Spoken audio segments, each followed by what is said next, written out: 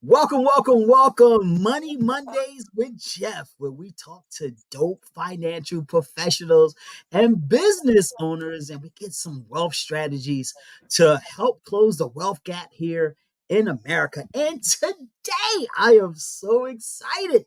I get the opportunity to speak to Dr. Michelle Josie, and she's a Black data scientist, and we're gonna talk about wealth redefined. We're gonna talk about how all these numbers play into the situation and how we can use and look at data to make better financial decisions.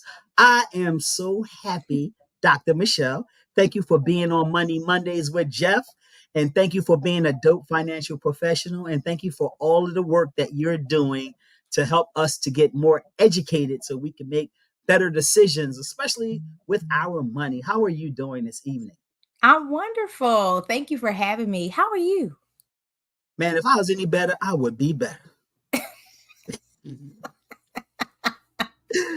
So let's jump into this.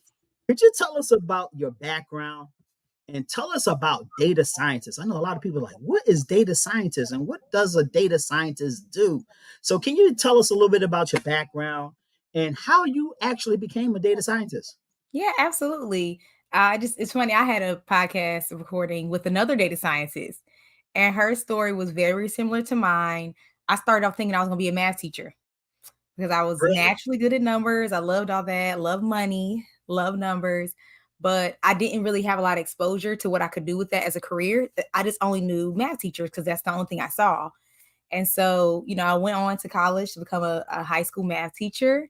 And I was so fortunate that I was always looking for money, Jeff. Let me tell you, always looking for money. So I found an opportunity that said, we'll pay you $3,000 to come to this math program for women and minorities. I'm there. All I gotta do is come up there and learn.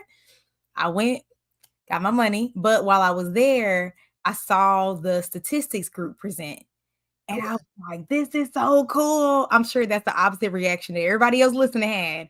But I was so blown away by statistics and the power of it, what you could do with it, the questions you could answer, that I was so excited to go back to school the following semester to take the class. And I loved it. I loved my textbook.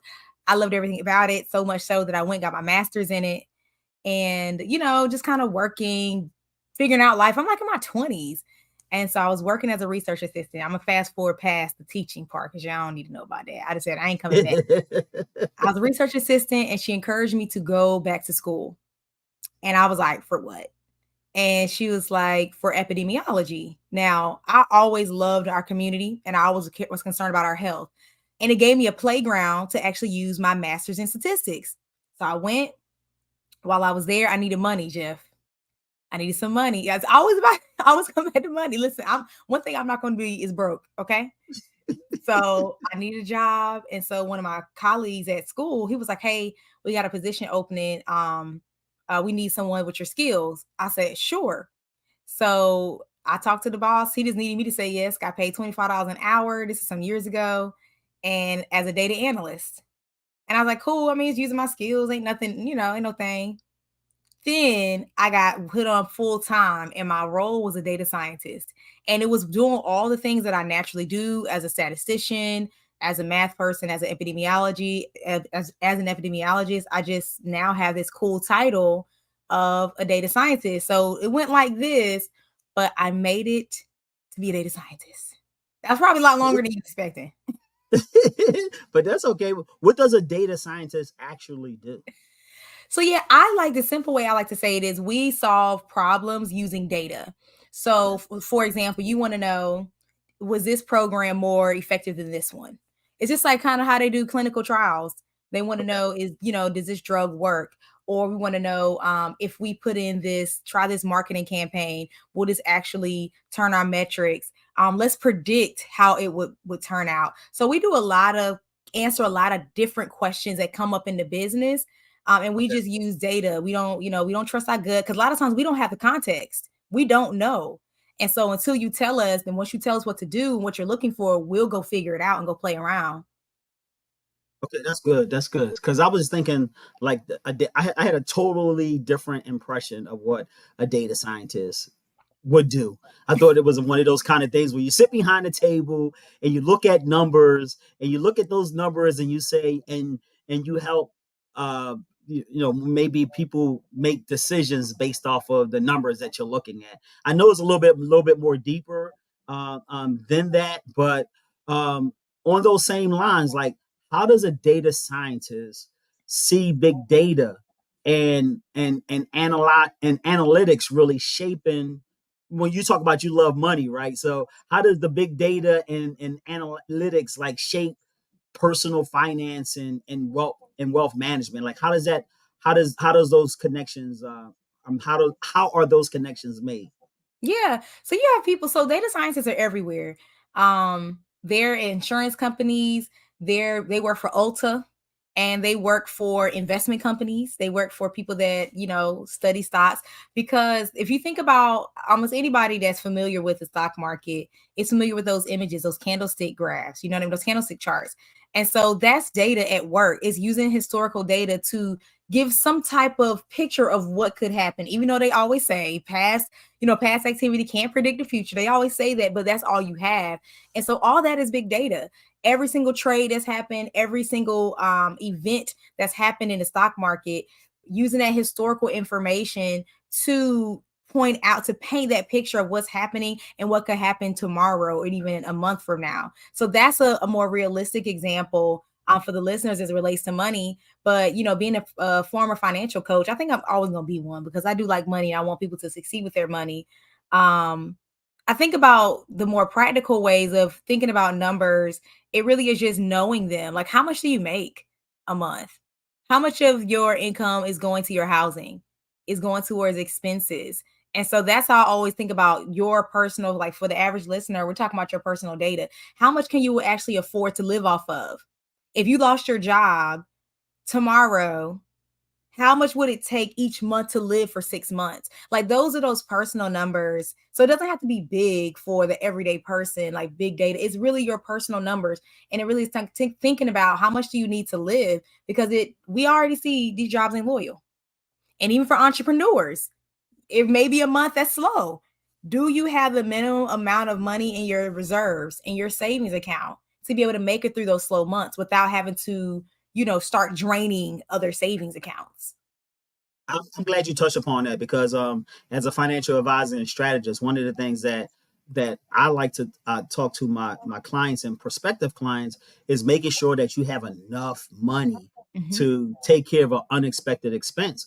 And I recently met with someone, and she wanted to meet with to roll her money over because she lost her job, Mm, and she was out of work for 5 months, and she was going by the typical standard, like to have 6 months of your expenses saved. So yeah, now I tell people to bump that up to at least 10 months, yeah, because if you making a high six-figure job and you lose that job, it's going to take you approximately 10 to 12 months to find the same paying job that wow, you just lost. that's So good. I always encourage them to bump that savings account up a little bit more so that your lifestyle doesn't is not really affected while Yeah, you are searching for another job, especially in the economy that we're in right now, and especially the way that you just said, these corporations are not loyal, so they will cut you in a minute to keep that stock price high.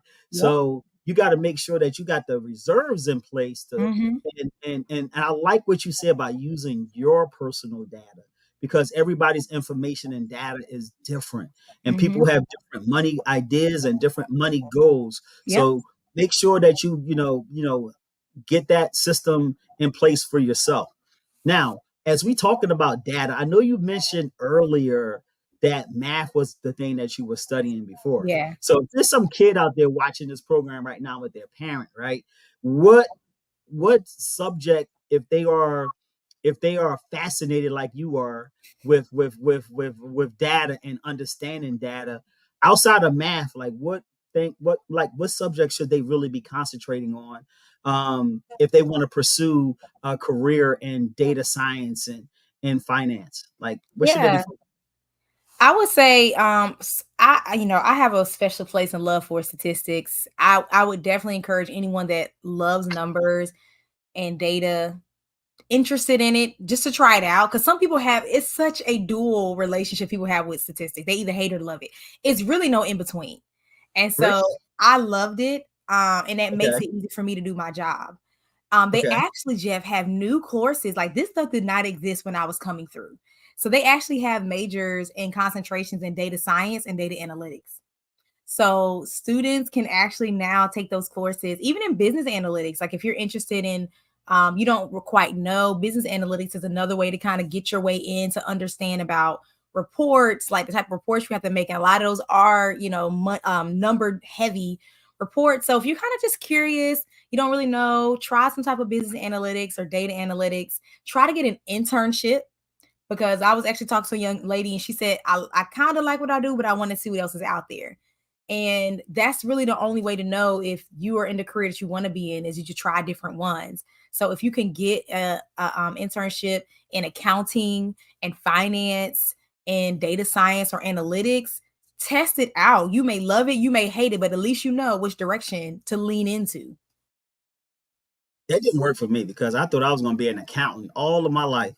I got to Penn State my first semester. I was taking those accounting courses, and I remember calling my mom, calling home and saying, "Mom, I think I made the wrong decision because this math ain't mathing the way that I thought it was going to math." So Mm-hmm. it was a great opportunity, but I later changed my major because it just wasn't for me. It Yeah, just wasn't for me. But tis life. one of the things that I when I look back at it, is like trying to make the connection between data scientists and like especially what I do in my field. Mm-hmm. Um, is it more like a actuary, like in analyzing those kind of numbers to because on the insurance and on the insurance side, I'll just speak to that side before the Yeah. investment side. But on the insurance side, you got the actuaries, and they use Mm-hmm. all the data, and they pull data from all the places to kind of measure the risk of how long someone is going to live, so that they can have benefits, profitable for the insurance company. It can Mm-hmm. you is that the same kind of you know thing like a data scientist would do if It's they were very in that field? similar. Very Okay, similar. Actuaries and statisticians are very close. Like the departments and the majors are very close.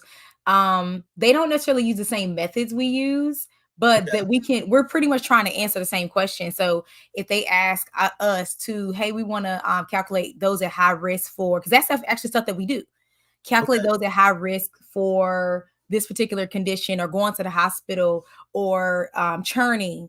Those are real questions. And we would probably answer the question two different ways and probably get similar results. So, yeah, we do similar stuff like that. So do they use that information also to influence buy-in decisions as well?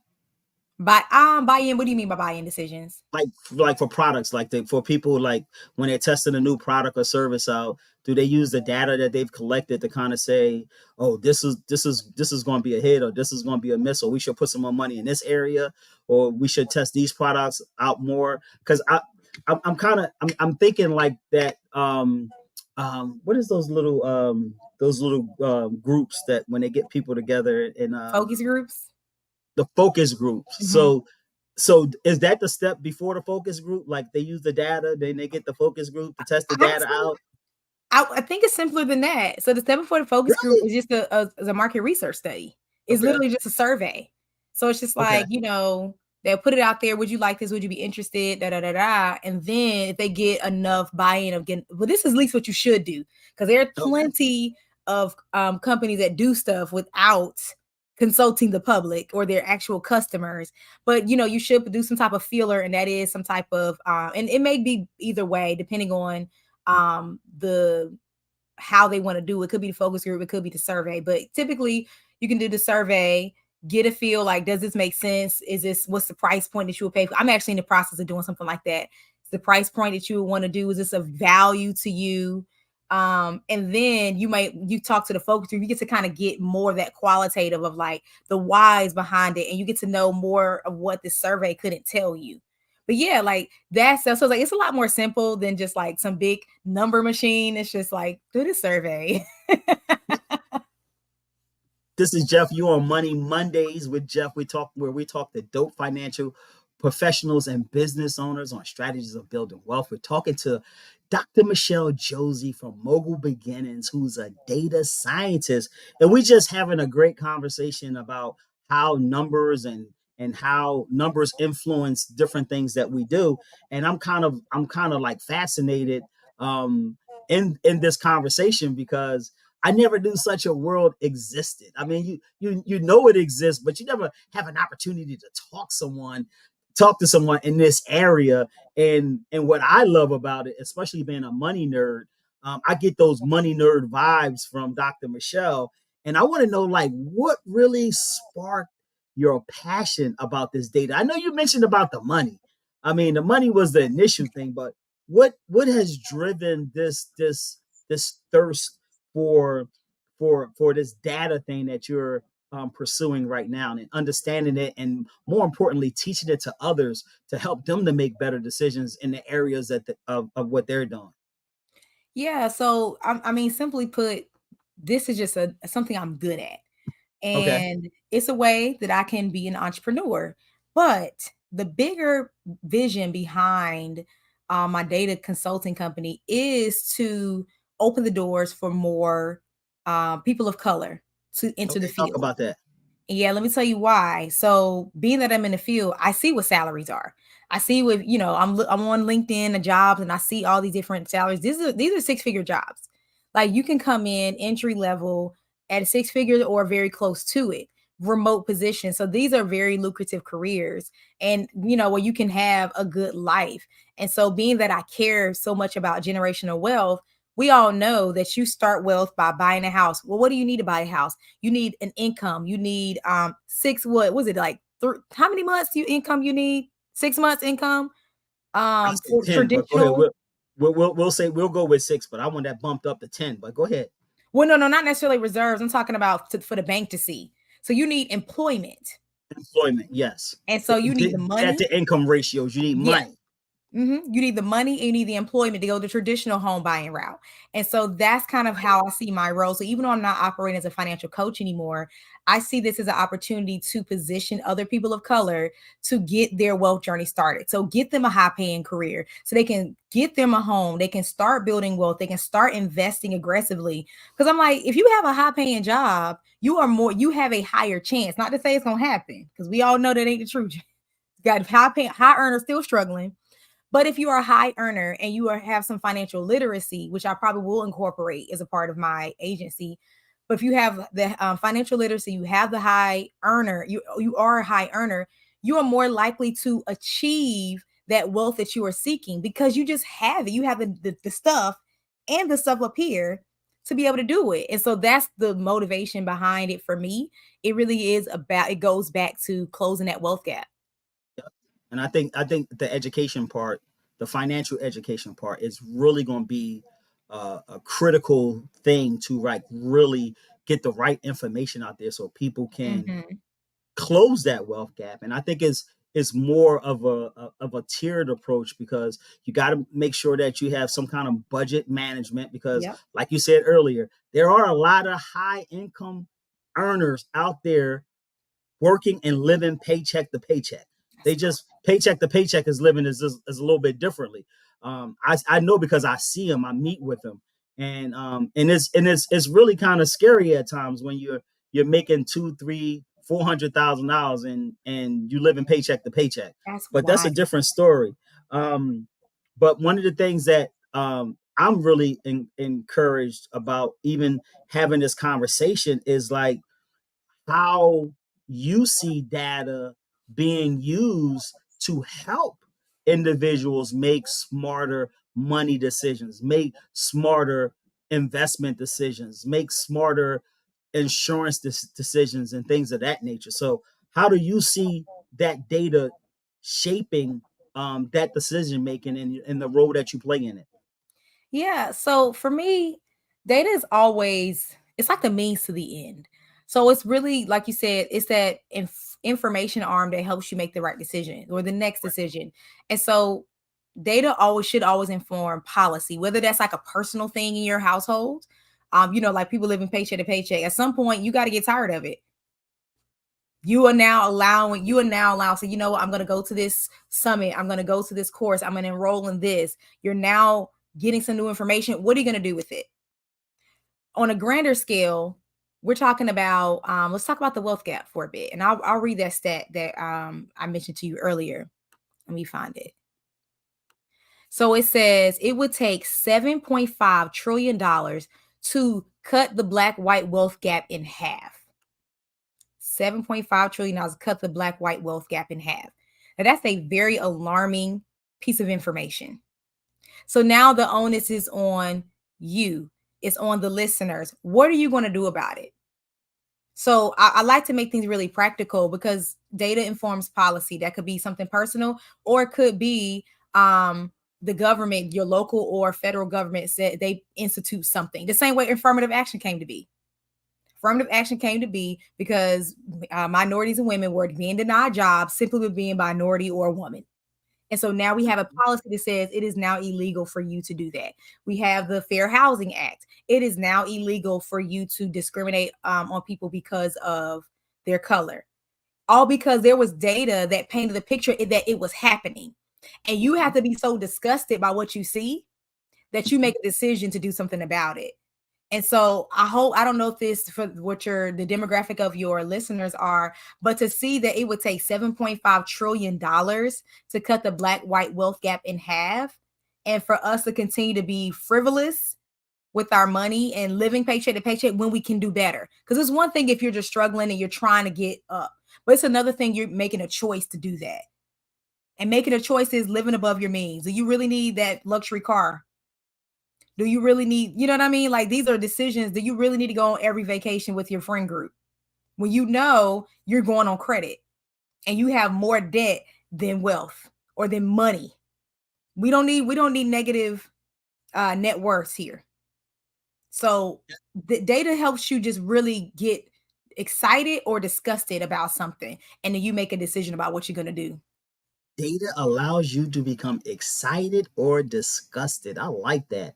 And I I know. think that was one of the reasons that really got me into this field, is because, well, we didn't call it data back then. We just called it like financial education. Was like, it was no really good financial education. It's really still not any good financial education out there now. You got pockets of people that's doing some good things.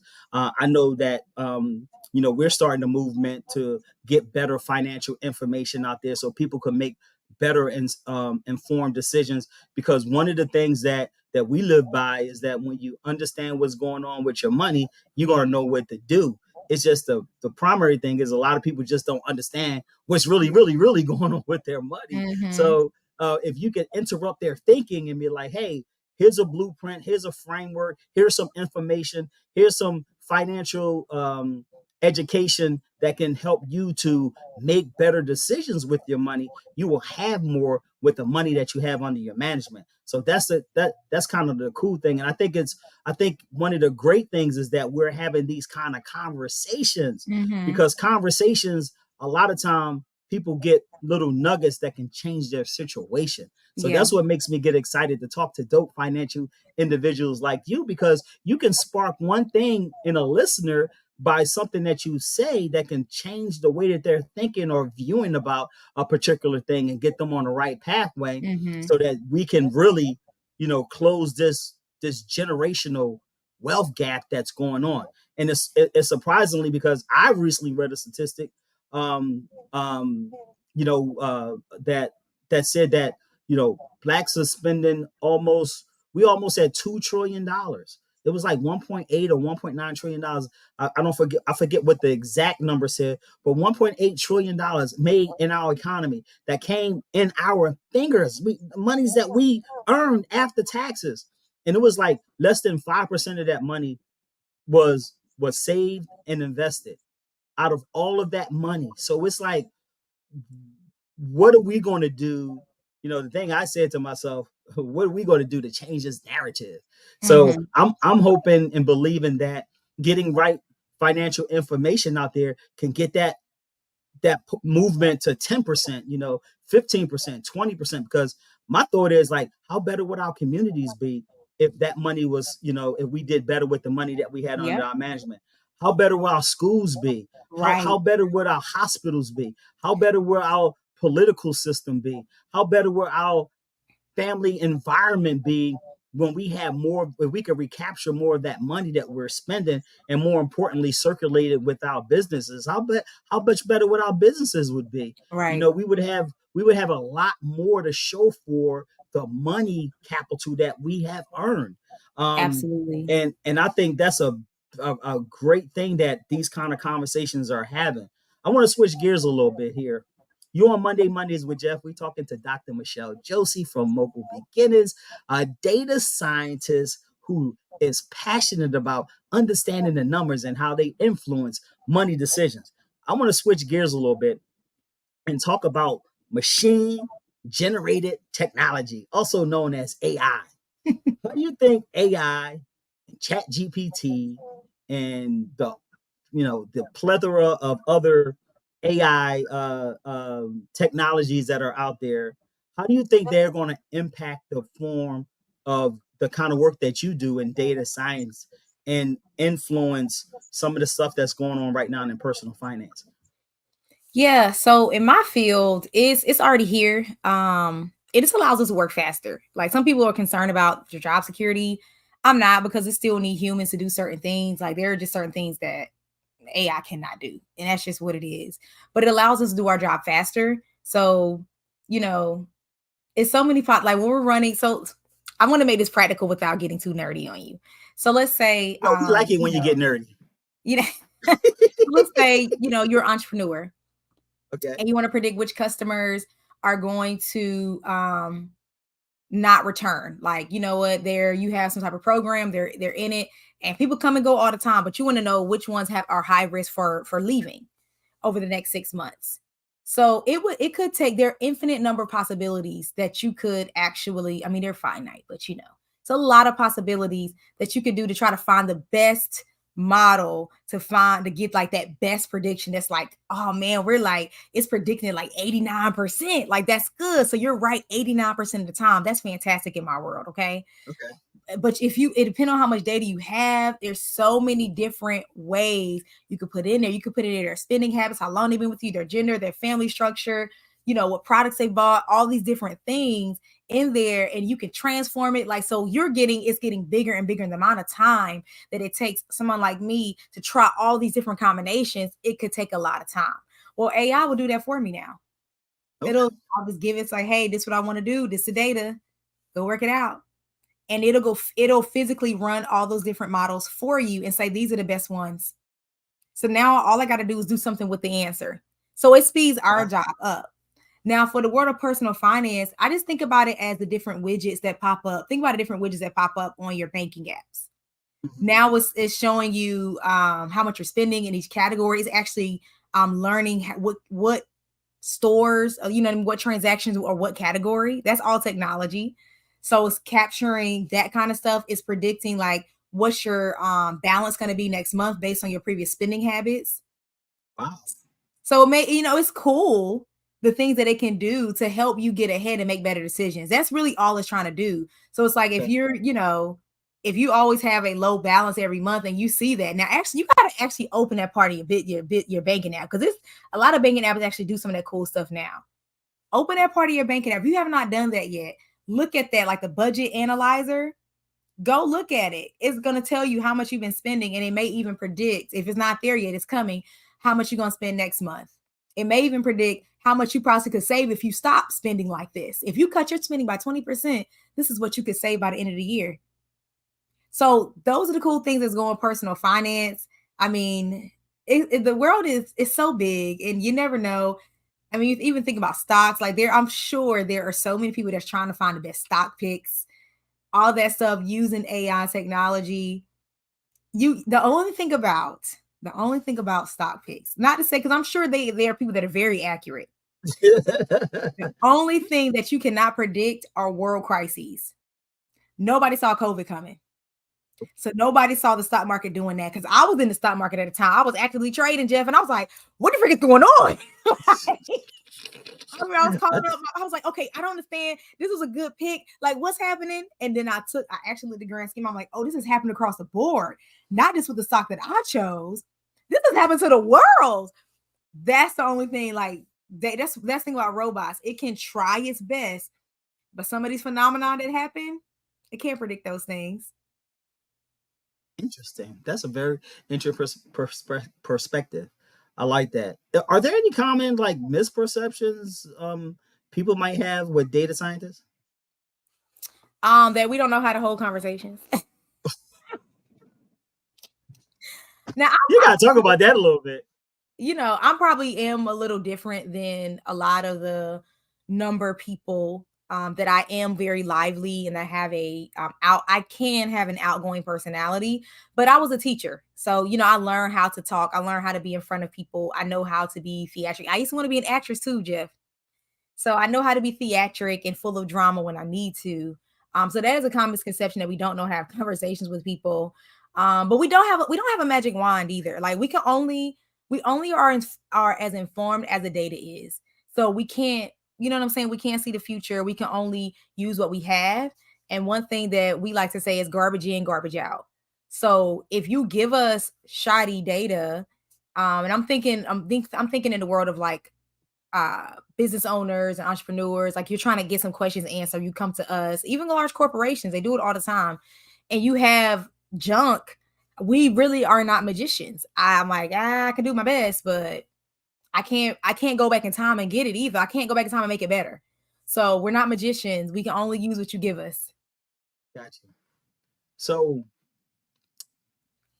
when you look at this data thing, like what is the most unusual like source of data that you had to analyze?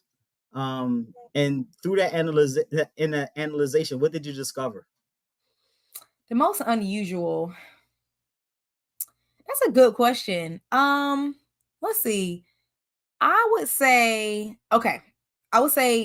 when looking at health information. So we typically any this is across any industry. You're always the most important thing to anyone in business is the bottom line, is money, is their return on investment. Everybody's listening that has a business, or that works for or is a high position in leadership knows that. So when you're investing in something, whether it is let's say a new business coach for your clients, I'm investing in a marketing person, like I'm gonna bring them on because they are an investment. They should make me more money. I need a new marketing person, a new marketing team, whatever. So for our case, it was health. We're in the health field. Okay. And there are some programs out there that are like, okay, we want to see the return because in your mind, it makes sense that um, if you do something good to help people with their health, that it should improve their health. But this is the most interesting thing. I don't think I really thought about it until I started doing stuff like this. Okay. It can improve health, but not right away. And so, yeah, but the unfortunate part about people that want to see a return on investment, and again, this is for all those that make decisions like this. So this is you too, entrepreneurs. When you start making a return on investment, it may not return tomorrow. Okay. It may take some time. And that's the same way with personal finance. You may start saving your $25 a week and you look, at your bank account, it may not look like anything is happening. You may start investing your $25 a week and it may not look like anything is happening. And you may want to quit. But look at the end of 6 months. Look at the end of the year. Right. You're like, oh snap. And so the same thing when you're trying to calculate return on investment. Looking at small windows, it will look like you're wasting your money.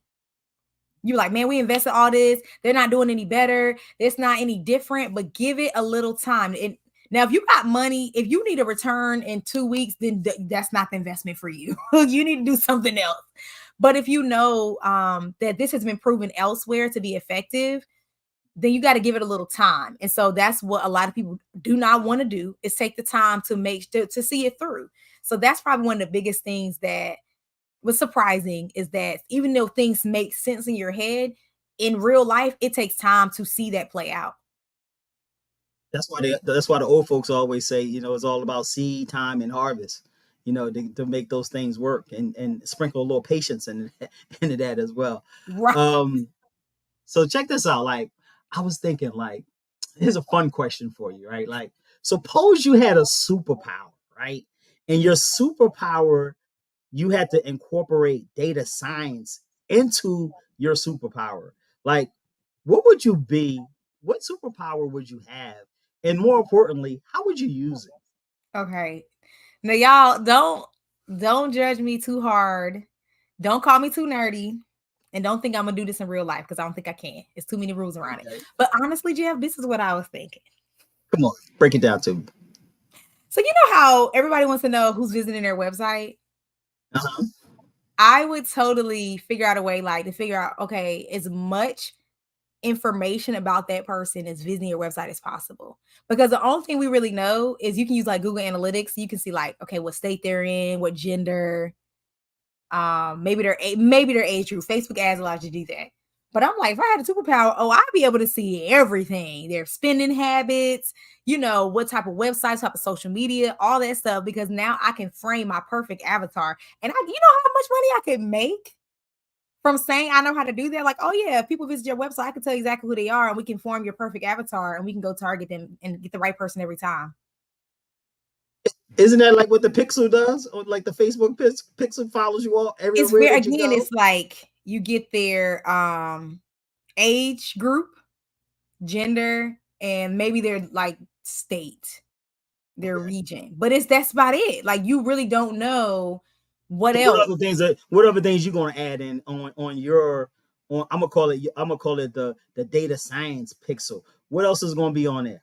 Yeah, like so it's their social media, like which ones they use the most often, maybe how much time they spend on it, what kind of car they have, do they have a family, do they have children, what's their age groups, are they college educated? Because all those things go into whether they're gonna purchase our product or not.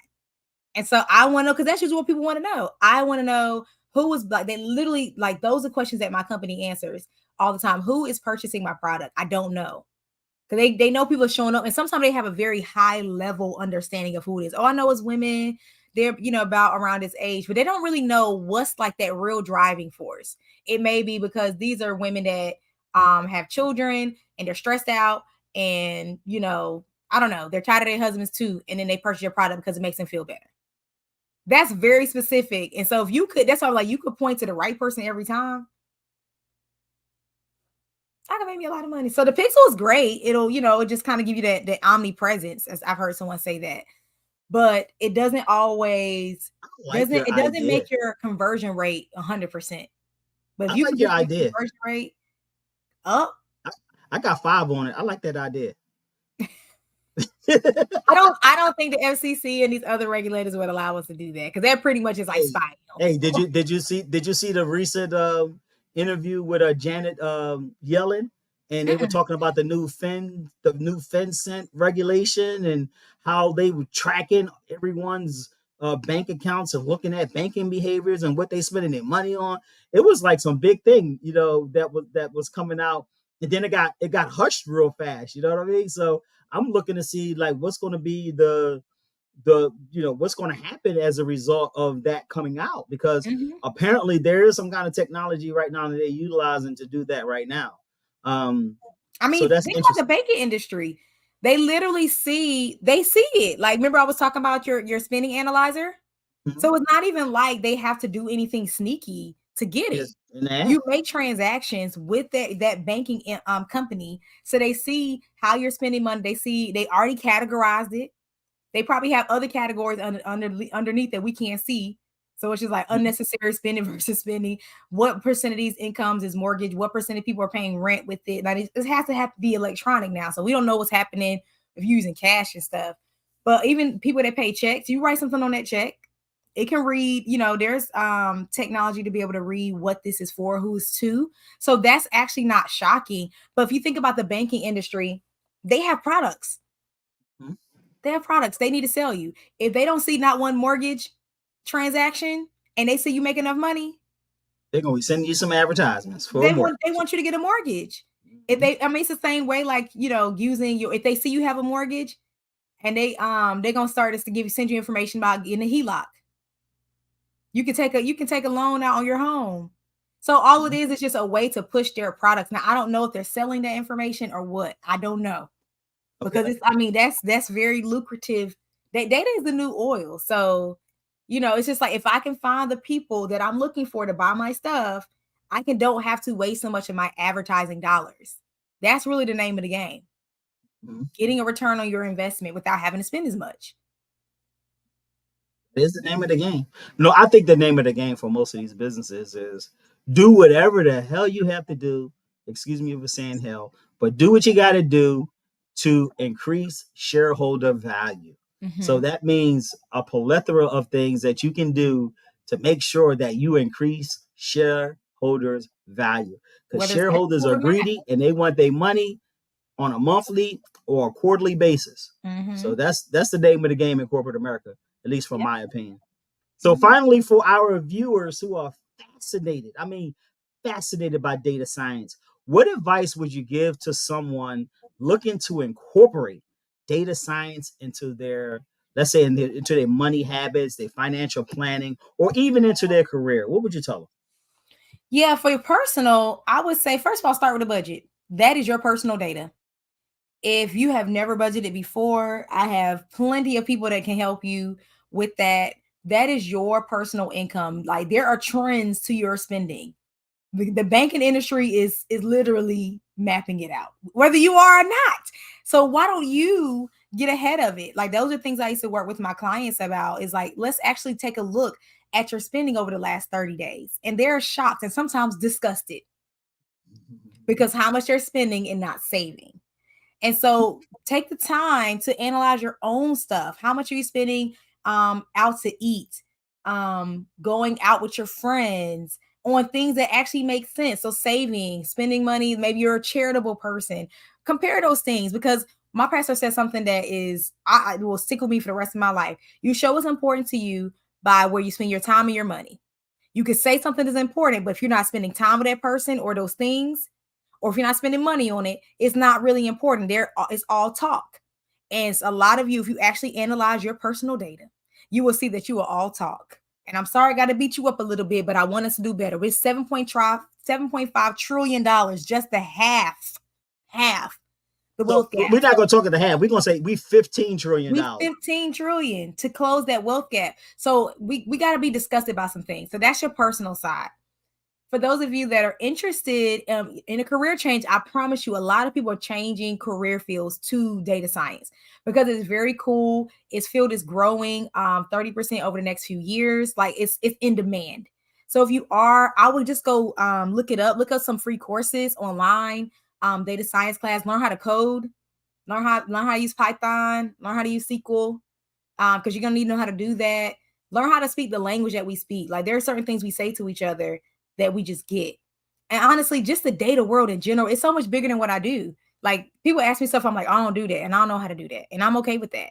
So like people that build databases, I don't know how to do that, and I don't think I want to. Building databases, all the things that support what I do. Go educate yourself. Just Google. Like Google, y'all, is free. I need y'all to get on out there and Google careers in data science, careers in data, careers in tech. Read about some. What are your interests? And then align them and take some free courses, do an internship. You may have to pay for something, go to your local community college, take some courses, do what you got to do to get to the career that you want. Because this, I'm telling you, data and tech, high paying careers in remote positions. This is where you want to be. Gotcha. We are speaking with Dr. Michelle Josie from Mogul Beginnings on Money Mondays with Jeff. Thank you so much for this great information on data science and understanding how data plays a role in the financial decisions that we're making, not only for our money side, but also for our personal side. And thank you for really like pushing to the forefront of financial education, because I think financial education is going to be the primary thing that we're going to use as a weapon to close that $15 trillion debt, not debt, wealth gap, disparity that we're having and living in right now. And I know I'm going to do my part as a financial educator to introduce strategies and tools to help to close that gap.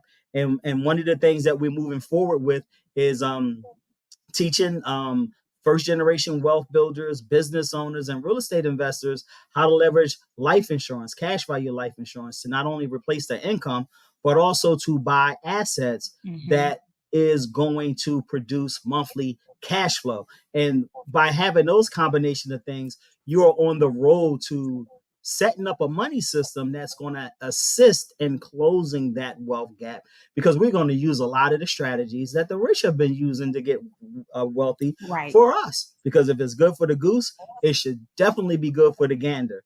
So that's one of the things that I know I'm going to be very much more intentional with, is providing financial education into our environments, because my firm belief is that when you understand what's going on, you'll know what to do. It's just a lot of people, Mm-hmm. even though they're making a lot of money, they just don't understand what's really going on with their money. So we're going to help them to understand what's going on with their money so they can make better money decisions. So that leads me up to a conference that we're having in April in Philly. It's called the Cash Value Wealth Builders Conference. That's going on April 19th and 20th in Philadelphia.